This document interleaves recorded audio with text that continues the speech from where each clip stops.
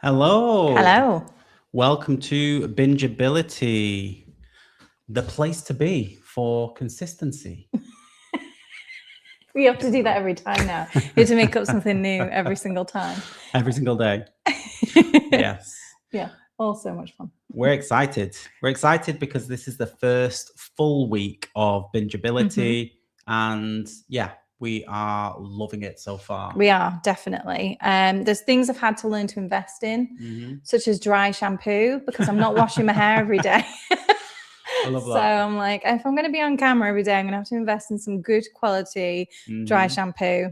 You get all the good tips here. Yeah. And I've actually just bought something that covers up, because my hair grows really fast, so covers up like the roots as they come through.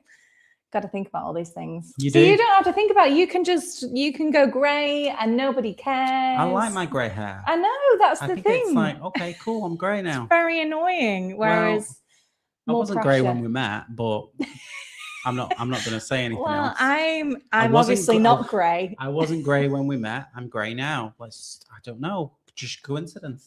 And I'm pretending that I'm not grey. Nobody's ever grey. No. We all have luscious locks full of colour. And there's a fly in here today, isn't there? That's unlucky. There is a fly. We tried to catch it before the live stream, so if you hear a buzzing, I'm very sorry. Well, by catch it, you mean let it out by opening the door. Yeah. It didn't get the memo. No, it didn't, did it? But if we had a dog, they could eat the fly. There she goes with the dog again. Always with the dog.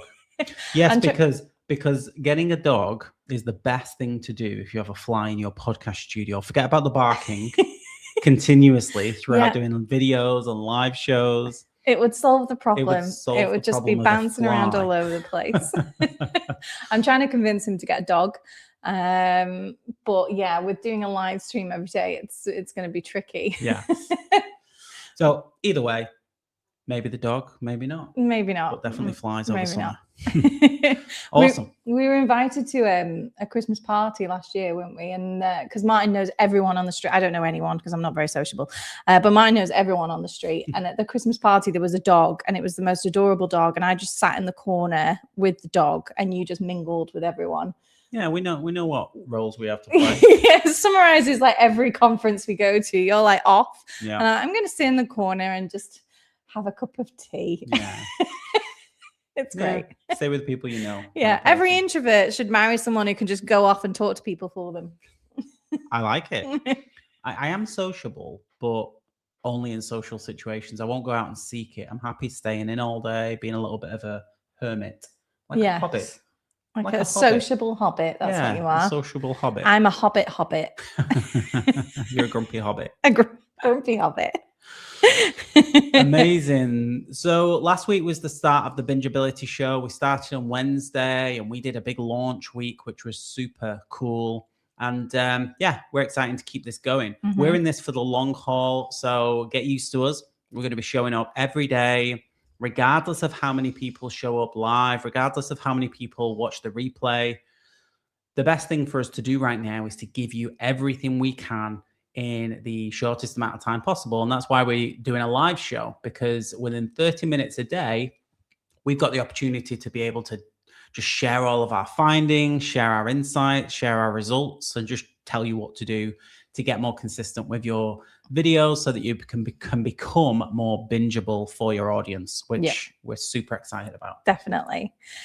So today we're going to be talking about what we did on Saturday night. And I promise it does have relevance. So on Saturday night, it kind of hit us significantly, really, because we sat down on the sofa to watch TV with our little boy, and the first thing we watched was Alex Hormozi's new show, Scale It or Fail It, and then the second thing we watched was Mr. Beast, and it was all on YouTube. We didn't actually watch any Netflix or movies or Amazon Prime or anything like that. It was all YouTube, and it kind of really hit us, really, how much things had shifted. You know, when we were kids, it was like, what was it, Gladiators Saturday night, BBC, then the X Factor. Like, there's none of that now. Everything's on YouTube, and actually the research is out that says that YouTube is the most watched platform officially. Above Netflix and Amazon Prime and Apple TV and all those kind of things. As of 2026, they overtook Netflix as the #1 streaming platform. Although there is a question is, could you take some of the stuff from old Saturday night TV and apply it to Well, that's what YouTube? Mr. Beast has done pretty much with like Gladiators. But I mean, like, you remember that old announcer for X Factor? He could be like, "This is Alex Hormozy." I have a funny story about that because I emailed him because I wanted him to do the adverts for Vidonary. Yes. I want him to be like, introducing Vidonary. Yes. I want him to do that. We should do that. We should. I know, but he didn't reply to my email. Yeah, I think he might be out of our price range. I think our investors would be like, what have you spent the money on? Yeah. Well, we hired this guy who used to voice the X Factor, and he's amazing. Rachel Adedeji. Yeah, he's so good. Very memorable.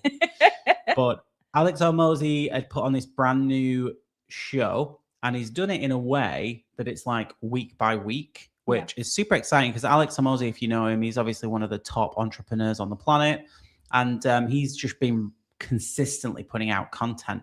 This was the first time that we've noticed a shift. Yeah, it was more of a TV show type content. So Scale It or Fail It, he brings on an entrepreneur. He evaluates their business. He gives them loads of advice, which you can learn from. And then he's, says whether he would scale the business and work with them further or kind of fail it, which sounds a bit mean, but it was very nice. But it was really good. But the format, was very much set up like a TV show. And I think that is where a lot of content is going to be heading. And Hormozy actually shared a story of when he was speaking to Mr. Beast. And I think that story was the one thing that's kind of influenced his decision to go down this route. Basically, Mr. Beast said to him that he evaluated a soccer match. I'm not going to call it soccer, football match, the proper name, football match, because it was a celebrity football match. There was only celebrities involved. And he analyzed who got the most applause. So the ones with the least amount of applause were actual, what we call celebrities. So TV stars, film stars, those kind of traditional celebrities that you see, those got the least amount of applause. The second up from the traditional celebrity was short form video content creators. So anyone that just creates short form video solely got the second level of applause. Just going to show that they have a little bit more recognition than the traditional celebrity, but not as much as some others. And then really close to the top was people that created long form video content. So people creating long form video content on YouTube got more applause than traditional film stars and TV stars, which to me is bonkers. Like typical Mr. Beast kind of stuff. And Alex Hormozy kind of stuff. Exactly. Mr. Beast and Hormozy kind of stuff. And then the final one who got the most applause was live streamers. Woo, that's us. Woo. But I think there's a real shift in what people are watching, what people pay attention to. And someone in their bedroom now can be just as influential as a movie star. And it's a real opportunity, I think, for entrepreneurs to really carve out a niche with using video and have a real strong audience that actually just watches them. If people are going to sit down on their sofas on Saturday night, I mean, we sat down with our little boy who's 7 and watched an Alex Hormozy program, and he was really engaged in it. You wanted to see who would win. It was presented kind of like a game show. It was, and obviously he loves Mr. Beast. But if that can happen, then what are the opportunities for entrepreneurs? If ITV or BBC said to us like 20 years ago, do you want to create a TV show, and in it you can promote your products and services as much as you want and get in front of hundreds of thousands of people or millions of people, we'd have been like, yeah. But now you can actually do that with YouTube and with creating video content. So it's a really exciting time, I think. And I think a lot of entrepreneurs that are doing video, long form video particularly, or live streaming are going to really see a big impact. Big time. Yeah, 100%. And it's not all about live streaming. Obviously, live stream is the most extreme version. But It's the longer, the better, Yeah. is essentially the message. Yeah. The longer that someone can, and in fact, we mentioned this last week, it takes 7 hours worth of content for someone to consume from you to feel like that they know you and trust you and are ready to, you know, go on an adventure with you, maybe join a sales call or want to work with you. So 7 hours is important. You're going to get there faster if you create longer video. Yep. And at the end of the day, if you are, you know, someone who produces content that people can consume when they want to solve a problem, then fantastic. But consuming it on a Saturday night because it's positioned as education, but also entertainment, and merging those two things is extremely powerful. And that's what I think Alex Hormozi is trying to do. Tap into some of the Mr. Beast kind of content, the kind of Beast Games mentality, but with education and elevating his authority, which is just fascinating, isn't it? Yeah, really, Saturday night. Yes, and of course we still watch Mr. Beast because, you know, it wouldn't be Saturday night without Mr. Beast. But anyway. Yeah, but I mean, it's interesting. I mean, people are interested in business. You've got the shows like The Apprentice. You've got shows like Dragon's Den or Shark Tank. You know, so people are interested in that. But why not create it yourself? You know, why not create more of that kind of content that's entertaining? And I think when we say this to people, sometimes they're like, well, yeah, but I haven't got a massive budget. And obviously Hormozi's got a very significant budget for this. But if you look at when they started out, you know, they were just on their phones in their bedrooms. So everyone has to start and start doing video. We haven't got a big budget for this live stream. It's a camera and a table Doesn't matter. And some lights, but it doesn't matter. We're starting and we're creating that content. You know, where we'll be in 5 years, who knows? But it's the fact that if you start and you create consistently and you can grow your audience slowly, even you can get to a space where you might be where Hormozi is, or even Mr. Beast. Yeah, but at the very least, you're going to get out a hell of a lot more sales. Customers coming in. That's the important thing. Exactly. So yeah, interesting. Yeah. So those are the main things this week in terms of what's happening. But yeah, as you can see there, obviously YouTube has taken over and Netflix as the main channel that people watch, which is just incredible. Yeah, and a real opportunity for entrepreneurs, which is very exciting. But I'm going to kind of switch it a little bit because I kind of want to sort of interview Martin a little bit because people. I know, interview you. Do you want this job? No. So a lot of people ask me how we did Vidonary. So to give you a background. Oh, this is interesting. Yeah. I don't quite know what she's going to ask I know. you. I didn't tell him. Martin's best on the fly, so I never tell him anything. But to give you night. Yeah, I'll wing it. To give you a background, we are not software developers. No. We have no background in software development. Martin has a background in website design, but in terms of building software, very far away from that. So a lot of people do ask us, how did you take what we do in our agency? So our agency is called Jammy and we're a video marketing agency. How did we take what we did with that and turn it into a software? And how can potentially you do the same? It does come up a lot, doesn't it? It comes up all the time because I think, you know, people are interested, and obviously software has always been very gated in terms of if you have the skill of a software developer or engineer, then yes, you could do it. Or you have hundreds of thousands of pounds, then yes, you can do it. Yeah. But you did it before we had either of those things. Yeah. And we did it in a very, like, in a step-by-step way. So when we launched the business, it was around this time last year that we got the idea for Vidonary. We thought, would it be possible to turn what we do as an agency into an app? Now, what we do as an agency is we plan the videos for clients. We go out and we record them live, and then we go away and we edit them, and then we publish them across all their social media. So we were speaking and we thought, would it be possible to do this as an app, as an AI-driven app that would potentially get thousands of customers rather than dozens of customers? Because, you know, with my agency, we can't serve everyone. No. So very few people probably have about 4 or 5 clients at any given time. Yeah, so, absolutely. So what we did, we started playing around with a software called Replit, which is a no-code AI tool where you can take the idea in your mind and put it on a app where you can see it and you can play around with it and you can actually talk to it to say, okay, build me a page for plan, theoretically. Build me a page for record. Would it be possible to record using someone's webcam? Could somebody use our scripts, our prompts, our guidance on the plan page, then the record page, and then maybe we could create a simple editor, and then maybe we could publish it.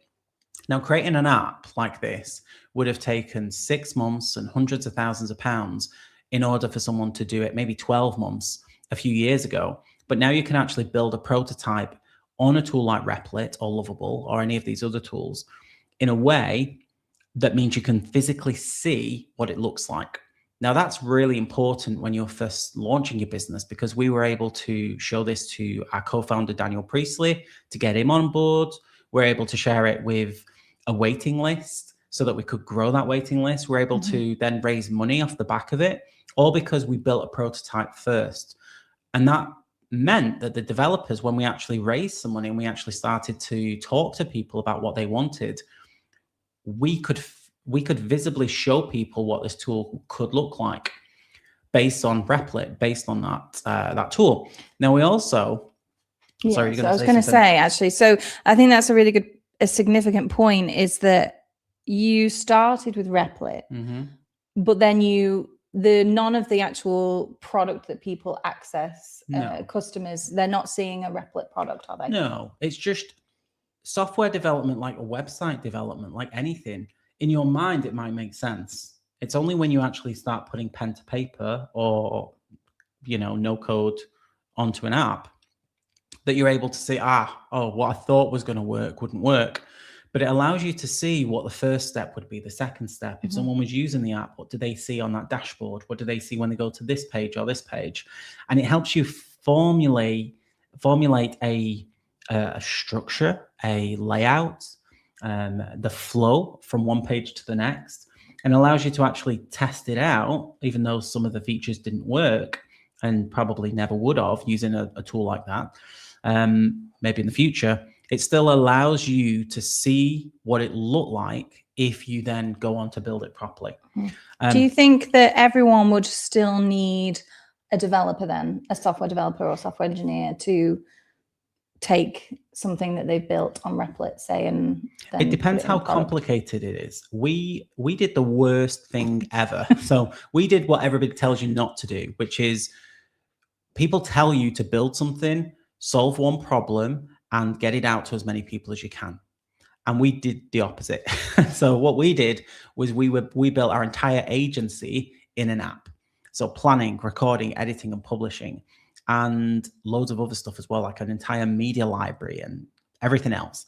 But that's not how you're supposed to do it. If you were to use, for instance, the tool like Replit or Lovable or any of these, even Claude Code now, you could go out and solve one of those problems maybe.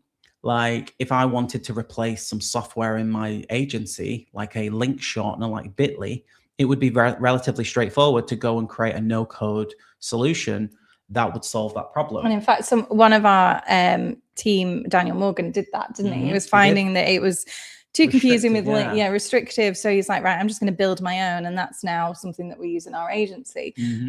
So that's great. Yeah, absolutely. But yeah, like you said, we made it particularly complicated, particularly the editor, and having video and publishing it to different platforms was particularly complicated. So it would depend on the level of complication. Why did you make it so complicated, Martin? Why?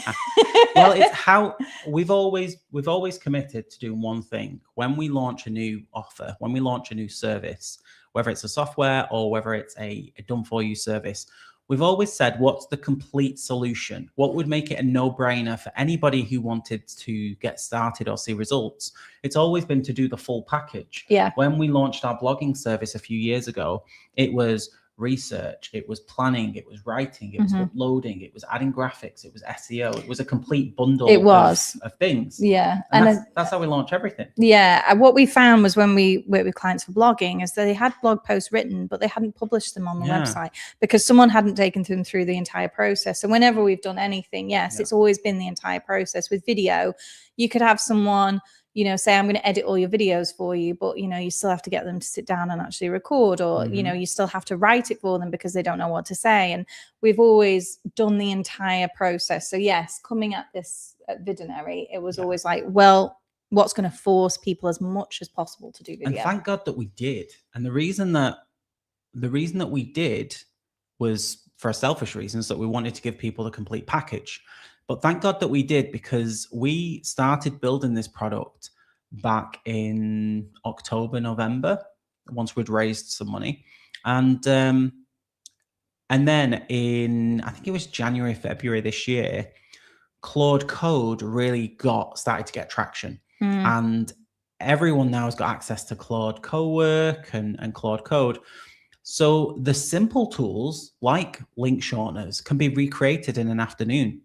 And that's the reality that you've got. You've got these tools that can recreate simple tools easily, within minutes. Whereas what we've done is we've built a very complicated tool that comes with its downsides as well. It's very difficult sometimes when it's a brand new tool and it's not been done before. Nobody's ever created a tool that helps you plan, record, edit, and publish all within one. So there's certain obstacles and hurdles that we have as a result of that. But thank God it's complicated enough that people are like, wow, finally someone's created a tool that allows me to do these 4 things. Yeah. We could have easily created just a scripting tool or just a webcam recorder, and that would have been done, but it would have been replaceable and somebody else could have done the same thing. That's a really good point when you say replaceable, because I think one thing that we both said when we wanted to create Vidonary was, if you took the AI away, what would you have left? And I always think this when I think about Vidonary and how we develop it and make it even better.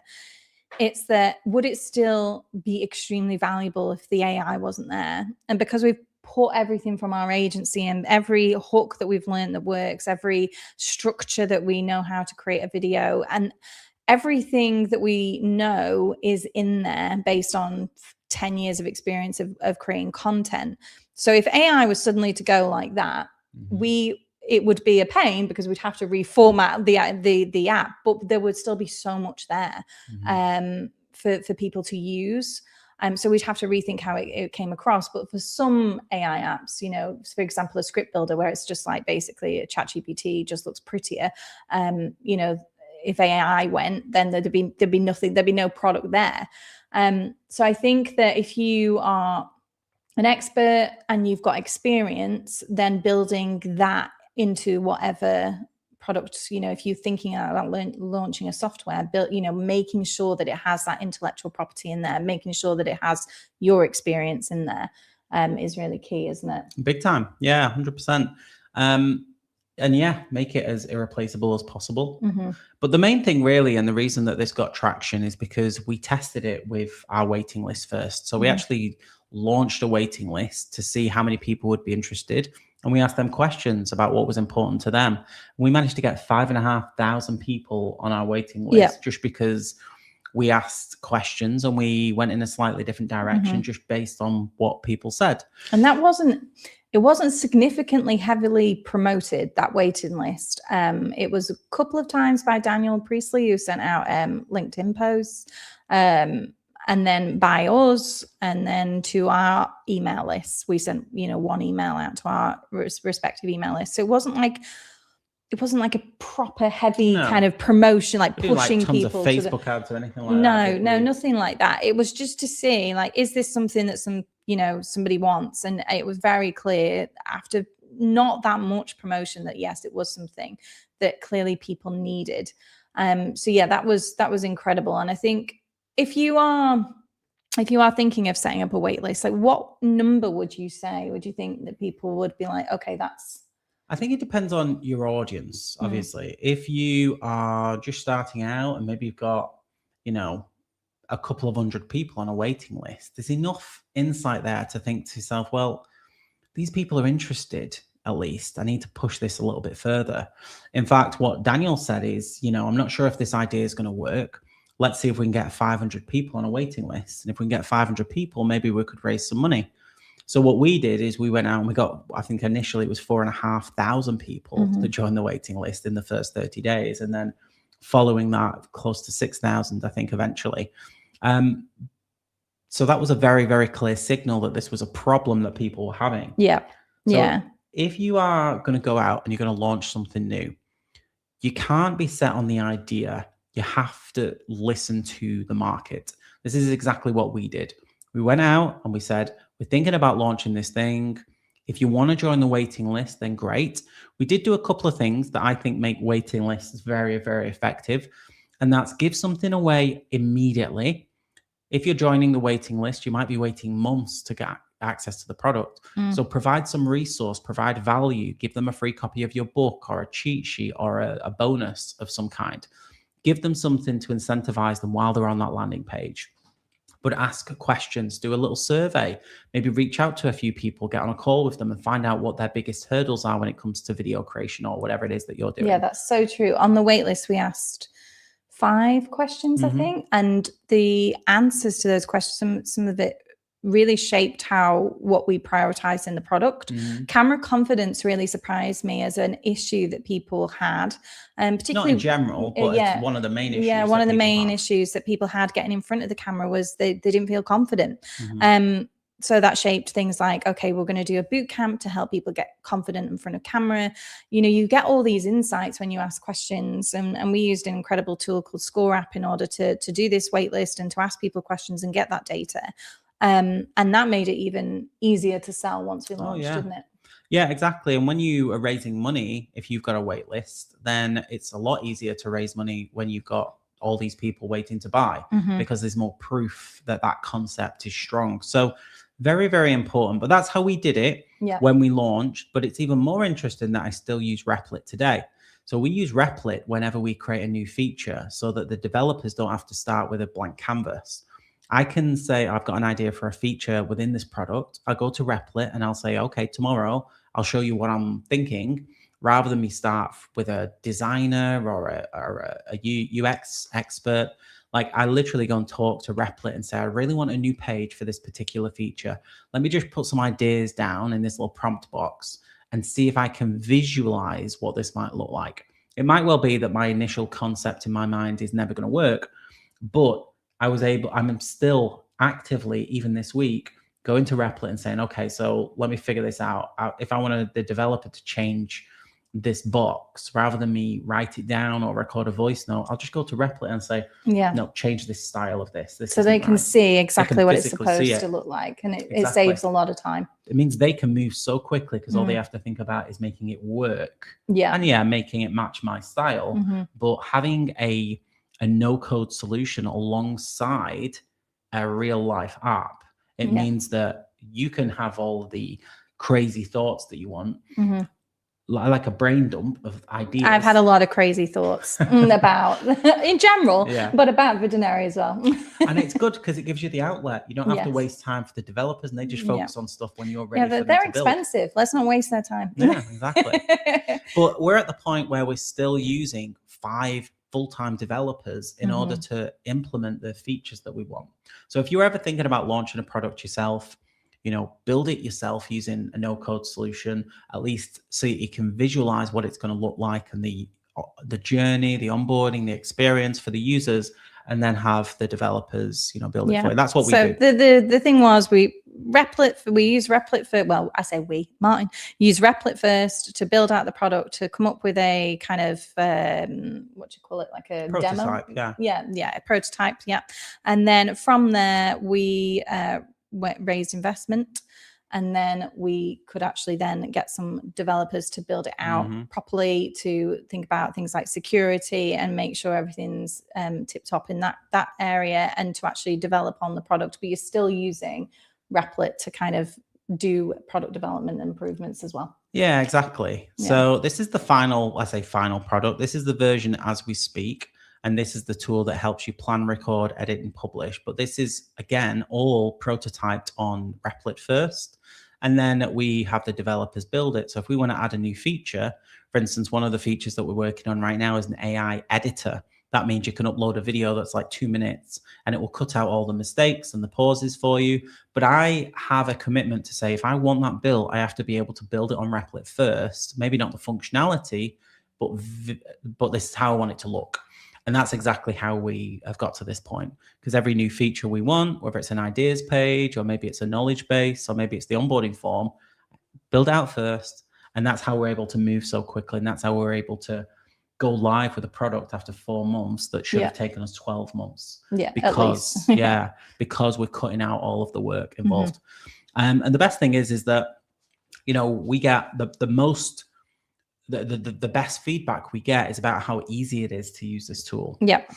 Which is crazy. And also just want to remind everyone, if you are already a Vidonary member, then you'll already know, but we are about to launch a video bootcamp. So if you struggle with camera confidence, like Lyndsay mentioned, then you can join a 30-day video bootcamp simply from signing up to Vidonary in general, any paid account. It's free with it. It's so free. And it encompasses everything without us physically going to your home and sitting there with a camera. It's the next best thing. You've got accountability, so your name is on a spreadsheet and you get a green tick if you've posted that day and a red cross if you haven't, which unbelievably sounds very simple, but it's incredibly motivating for people when they see that. You've got daily prompts and examples, really in-depth ones as well, so you don't have to think about what to post that day. And then we have feedback calls every single week as well, where Martin and myself will give really detailed feedback on videos posted that particular week. So it's got kind of all the 3 things there to keep you going with posting video. It's very difficult sometimes when you're doing it on your own and you don't really know what you're doing or whether it's good, whether it's not good. So it's designed for that, really, and it does work incredibly well. I think we've had over 1,500 videos in the first published 2 boot camps, and we start on Monday. So if you're interested, then now's the chance to get in. And yeah, we're excited. So if you're already in Vidonary, you'll be able to, Lyndsay's about to post a thread, so you'll be able to add your name to that, and we'll add your name to the tracker, get you all set for Monday. And it's super exciting. Very, very exciting. And that brings us nicely onto the hook of the day. Oh, yes. Hook of the day. About this one. I feel like we should have like a jingle for the hook of the day or something. So I like I said, he doesn't actually have a clue what the hook of the day is. I just like to throw it at him. There's a funny trick that people do in order to blank. I like this one. There's a funny trick that people do in order to whatever it is that you do. Yes, exactly. So here's a good example. There's a funny trick that you can do in order to appear more confident on camera. I really want to know what the trick is. Okay. Do you actually know what the trick is? I want to know. I've got dozens of things for that. So one of the things that you can do is you can picture a previous client instead of the lens. So you can see the lens. I'm looking at the lens right now, but I'm picturing a client in my mind because I'm able to express things and communicate and use my hands the same as I would if I was trying to communicate an idea. So that's an example. What would it be for you? There's a funny trick. And the reason that I like it is because there's a funny trick. It's funny. It's not, here is a strategy. Yeah, you know, here is a tip for you to get better on video. It's a funny little trick. There's a funny little trick. It's a funny trick. It's just funny. It's hilarious. But yeah, it works well.